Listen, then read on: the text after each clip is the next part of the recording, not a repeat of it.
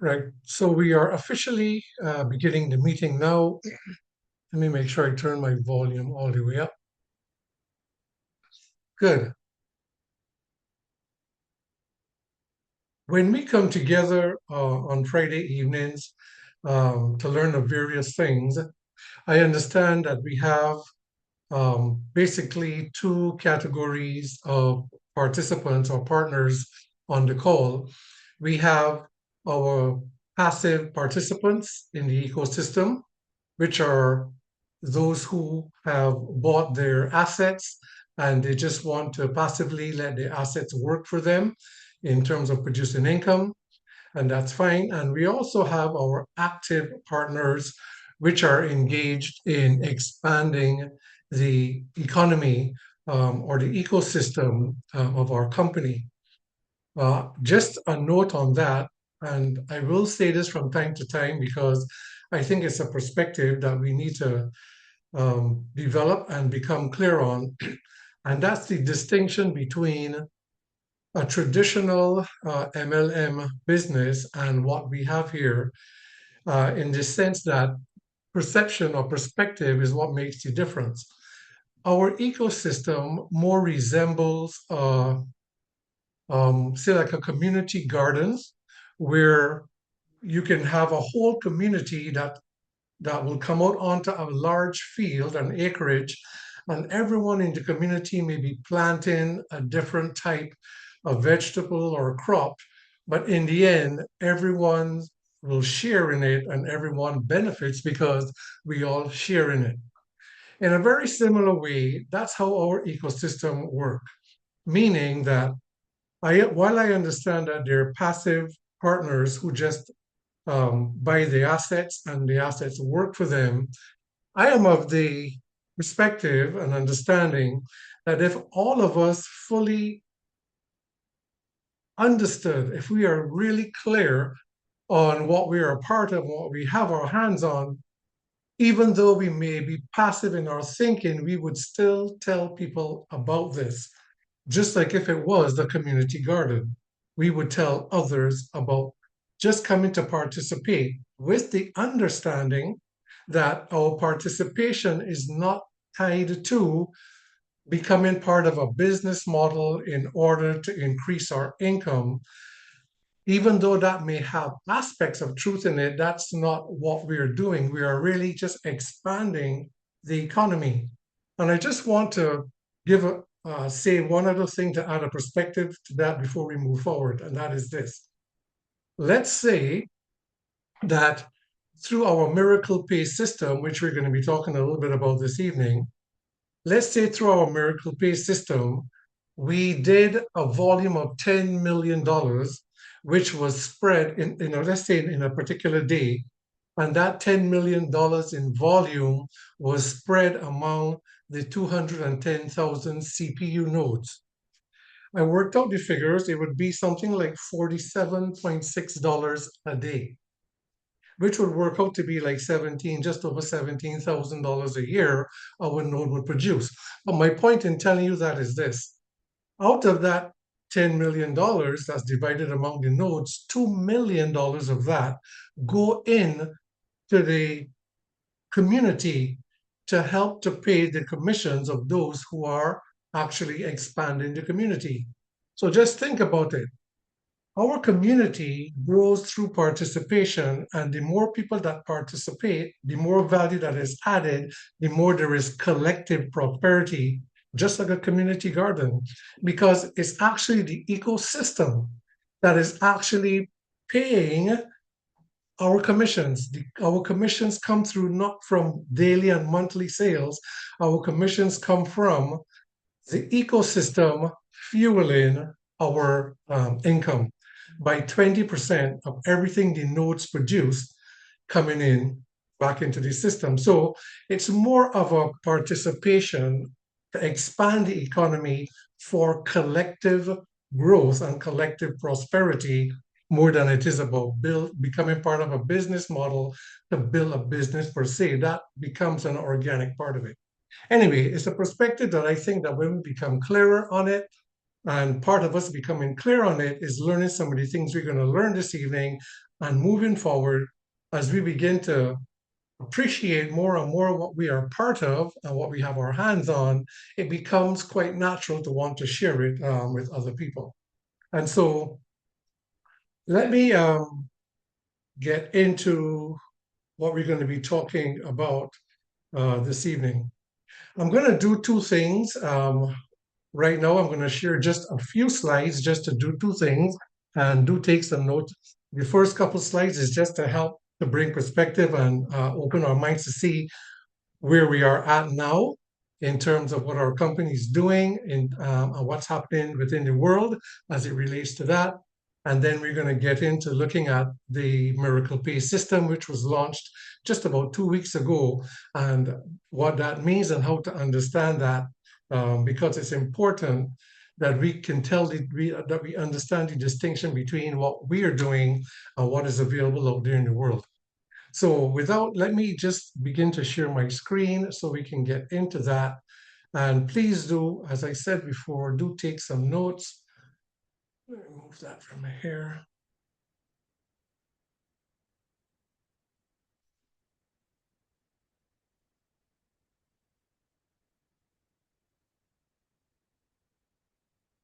Okay, let me just move these screens out of the way.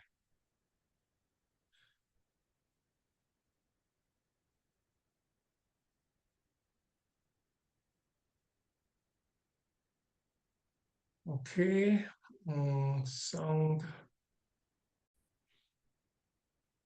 All right. So it's always going to be about our miracle ecosystem, which is in fact like any ecosystem, which is all interconnected. And as we move forward, our learning is about how that whole interconnection works. And our focus this evening is looking at some important aspects of Miracle Pay, which is our global payment system that was rolled out just a couple of weeks ago, and why it's important for us to um, understand this is because this is perhaps our bread and butter. Um, this has the potential to be one of, if not the largest sector within our economy because it represents trillions of volume of business that it would bring into the ecosystem, and that is the magnitude of it. So we can be focusing on that. But before we do that, I just wanted to share a couple of these slides with you, um, just so that we can get a sense of our company moving forward. These are current events that's going on. This is from the website, the United States, from the United States government, and it is the Office of the Controller of Currencies. And if you want, you can just look up these articles. This was from 2025, but it comes over into 2026, and it's given the article says it certifies banks' authority to engage in crypto assets, custody, and execution services. And it's not just the permission to do that, it actually goes on to talk about the need or the mandatory uh, nature of banks becoming enabling themselves to do that. There is the digital asset market legislation that is in place that as well. And as a result, there are many banks, and I've just listed the largest of them here in the United States, JP Morgan being the largest bank. If you go to their website, if you look at their services, they have expanded everything to include blockchain applications, tokenizations, digital assets. Of course, last year they launched their own cryptocurrency stable coins called the JMP coin. And so they are fully embracing the on-chain. Citi, one of the largest banking groups here in the US, it says Citi to launch crypto custody next year. This article was last year talking about this year in 2026. They're going to be launching crypto custody. Wells Fargo has moved forward in patenting a new trademark that outlines potential offerings, including cryptocurrency trading, exchange services, payment processing, and electronic transfer of digital assets. And so these large banks are all beginning to bring themselves in alignment with the federal law of the Genius Act as well as the Clarity Act that is still being finalized right now. But I say all that to say that we are, as a company, we are ahead of the game, and what the banks are going to be positioning themselves to do, which may happen over the next couple of years, we are already positioned for that, and that gives us that big first movers advantage as it relates to other blockchain um, applications that are out there. Well, we are really way ahead of them. I just want to play this short video. It's just about 2.5 minutes, and then it leads us into what we're going to be talking about regarding our Miracle Pay, and then we're going to open up after that for discussion and questions. So just take a listen. Many Uh, let's see. retailer companies have no choice but to accept cryptocurrencies in the very long run. And if they don't accept cryptos for payments, a lot of retail companies can go bankrupt. And I'm going to explain why. So, if you sell a product and you compete with Amazon or Walmart, then it's really, really tough to be competitive with their EDLP, which stands for Everyday Low Prices Strategy. Profit margins, we know, are razor thin in the retail sector. So if you accept payments using Visa, MasterCard, or Amex, then your fees that you pay those credit card companies can be somewhere between 2 and 5% and sometimes higher. And if your profit margins are single digits, you just can't compete. However, if you accept cryptocurrencies, then the fee structure is actually close to 0%. So this means that in the very long run, if you want to sell a product and you compete with Amazon or Walmart, you have to accept cryptocurrencies. And this is a wonderful secular growth investment theme because finally, the oligopoly structure of the credit card business can be disrupted because credit cards charge us fees of 20% in many countries. And this is criminal. And as we all know, competition is great for the consumer. Now, the issue with accepting cryptocurrencies for payments is the extremely volatile nature of crypto pricing fluctuations. But if there was a payment company that we could all use to accept payments using cryptos, and this is key, if that payment company immediately converted the cryptos to our own paper-based currency, then this would decrease any concern we have about the volatile nature of cryptocurrencies as payments. And I don't know who will figure this out first. Maybe it's Square, maybe it's PayPal, maybe it's Stripe. But whatever company figures this out first is going to be the first $1 trillion valued company in the financial services sector. I'm looking for it. And venture capital firms are looking for it as well. So And there are payment companies, crypto payment companies out there that some of us, especially those of us who are new to the crypto space, may be surprised to know that there are over 100 crypto payment gateways that's already around the world. Most of them are insignificant. Most of them, they have to bring their own hardware, and a merchant has to use their hardware. Most of them, they don't offer instant crypto to fiat conversion. There are a couple of them that do that, offer the crypto that conversion as well as accepting multiple cryptos. These are some of the core challenges, and because this is part of our business, you can take a screenshot of this, and we should become familiar with what distinguishes Miracle Pay apart from what's out there in terms of crypto payment systems. Because it has been said, I've heard it said around the community by a few people that we have the first crypto payment gateway like that. We have the first of its kind, but we're not the first crypto payment gateway.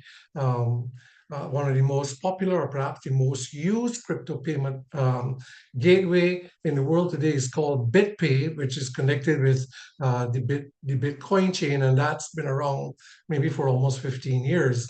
And so, while crypto payments are not new, what Miracle Pay is bringing is very new to the industry.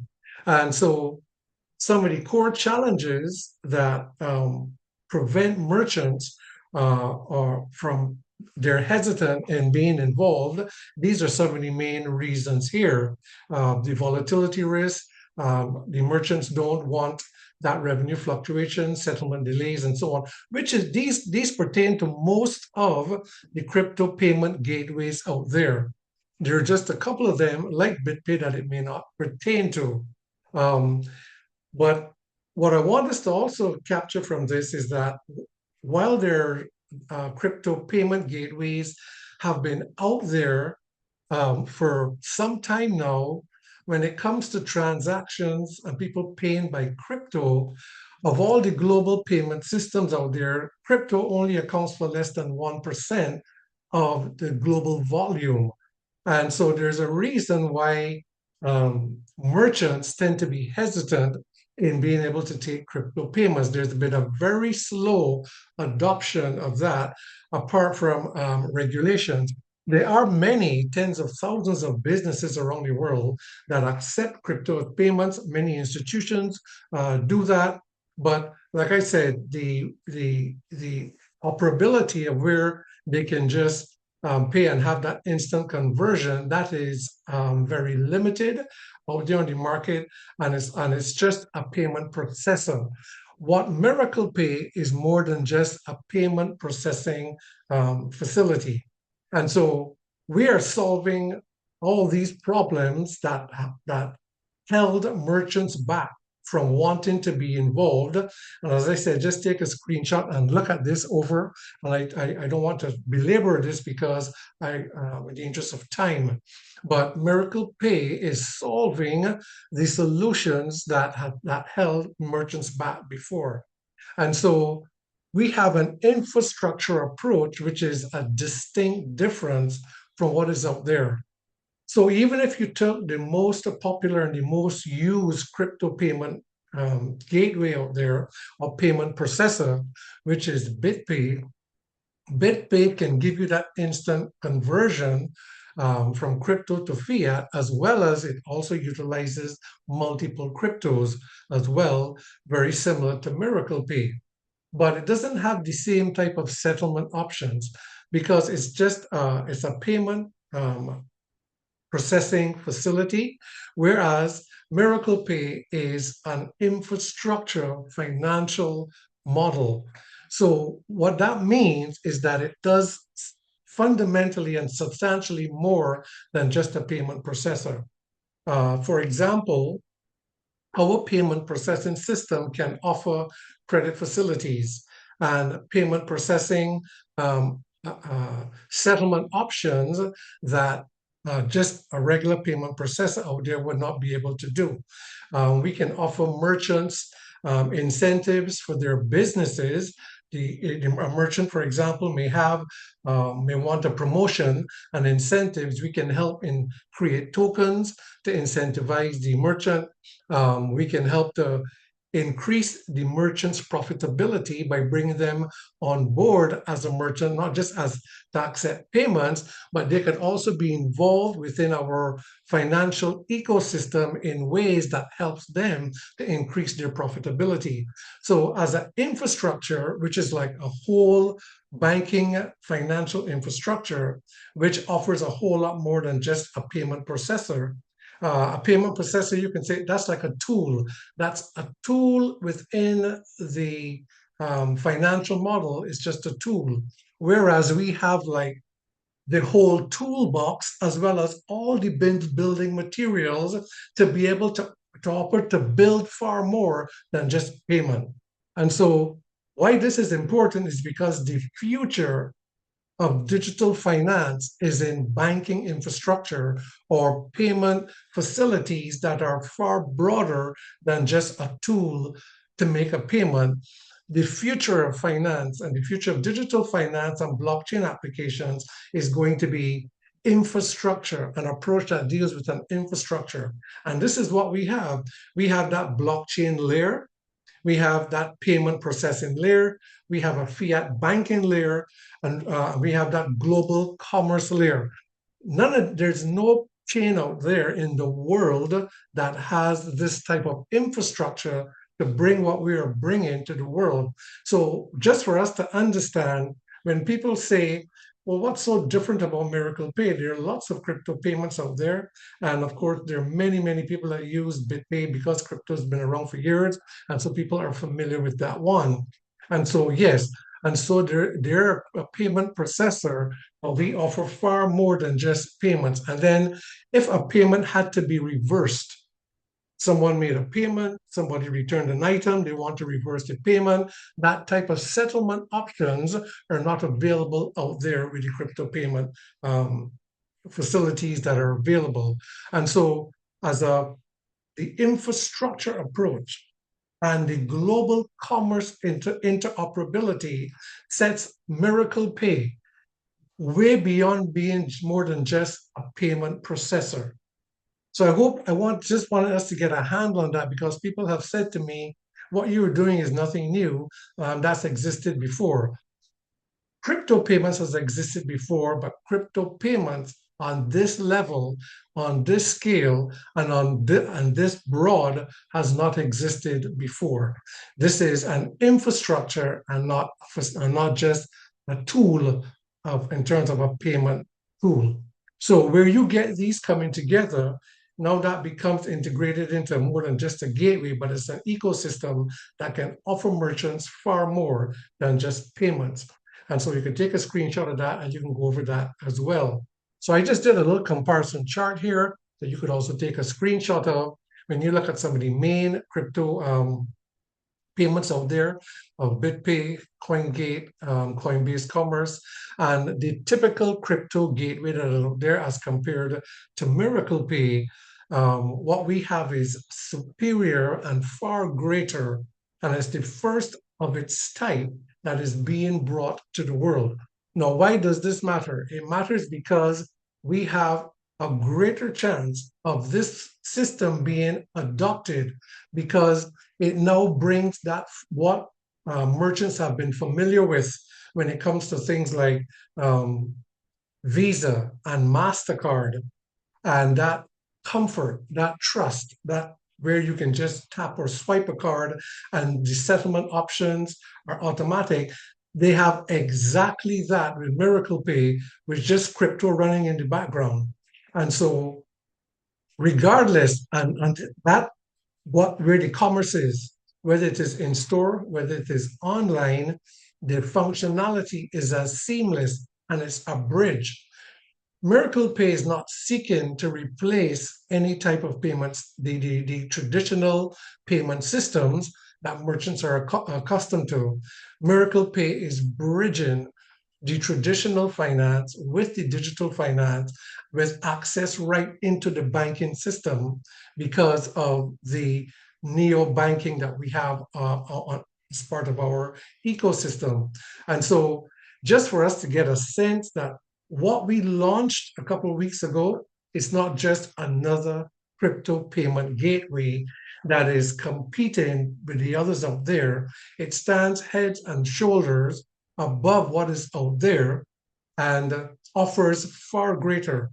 The adoption, because of how it's seamless, just like regular debit and credit cards, or using from your wallet on your phone straight to the merchant, and the merchant does not have to get involved in anything and open in wallets. And the merchant also has the option to move it into a wallet, a crypto wallet if they so desire, or it can go and be deposited on their account as fiat.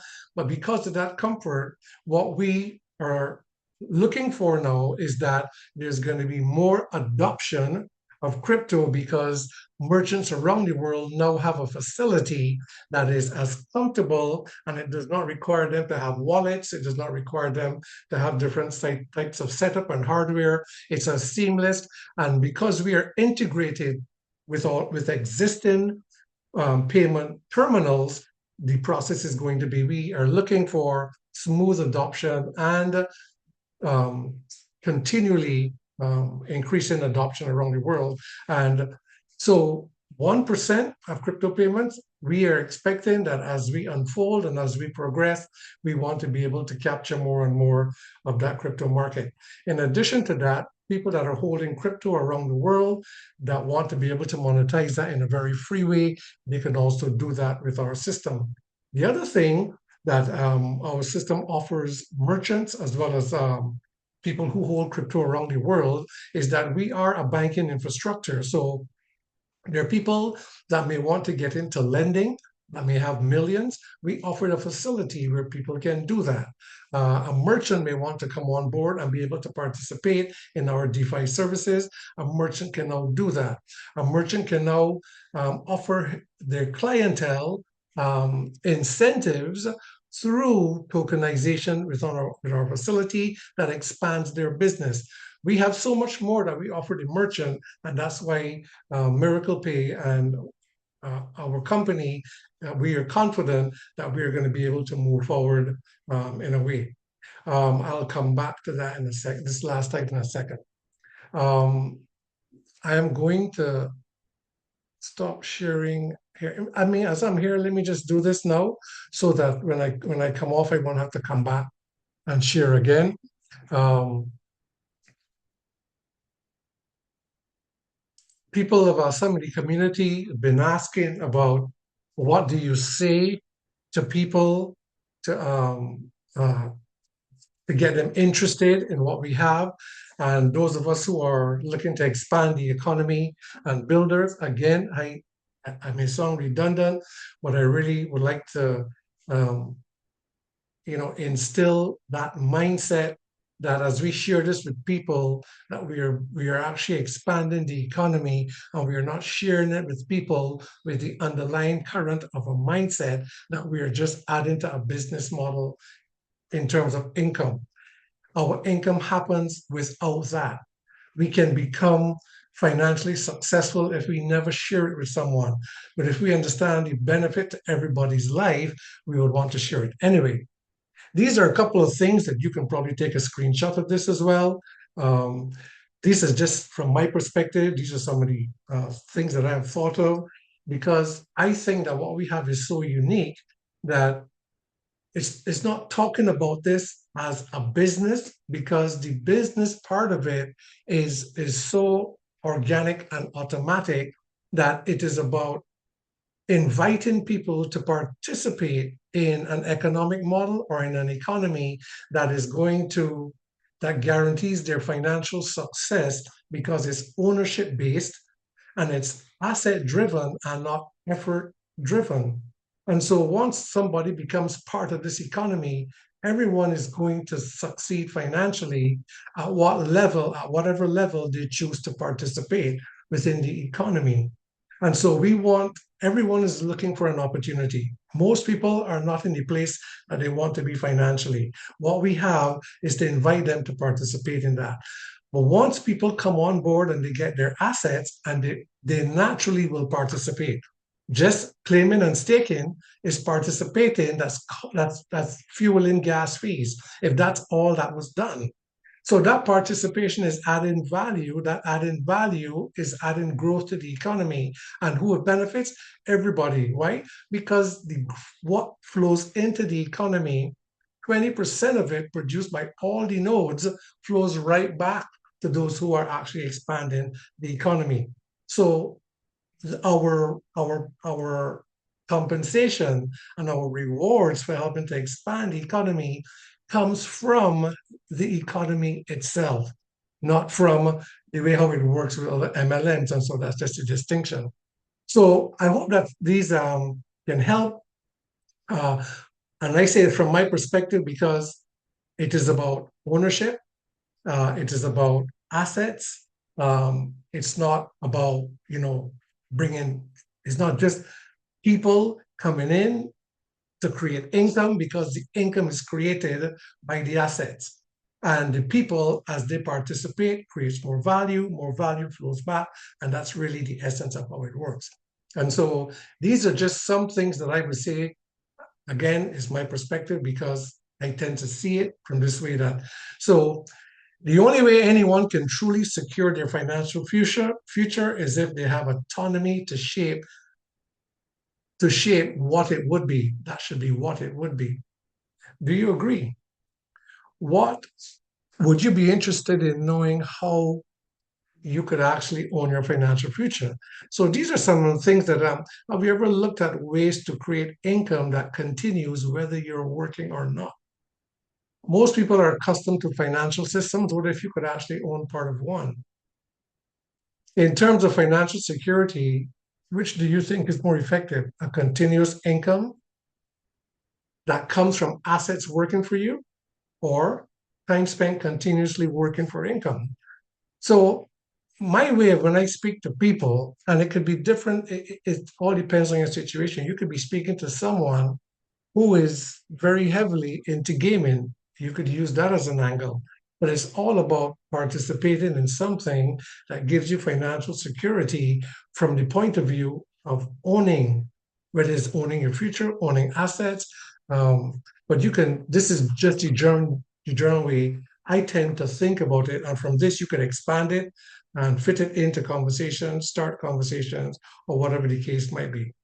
And so with that, I hope you've taken a screenshot of that. Um, I'm going to stop sharing here at this point in time. And that is, I think I kept it to that half hour. And I am going to unmute mics now that we can ask questions or have a conversation about anything. And then there are a couple of announcements that we need to get in this evening. Let me just make sure that. Okay, everyone, your mics are unmuted, either that way or through the chat. Um, we can ask questions and get into conversations.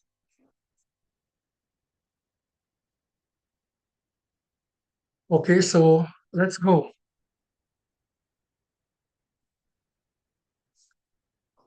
Now unmuted. Good afternoon, Dr. David. How are you? Hi, Justin. Oh, I was looking for your emblem there. I couldn't see it. Well, how can you miss my emblem? Exactly.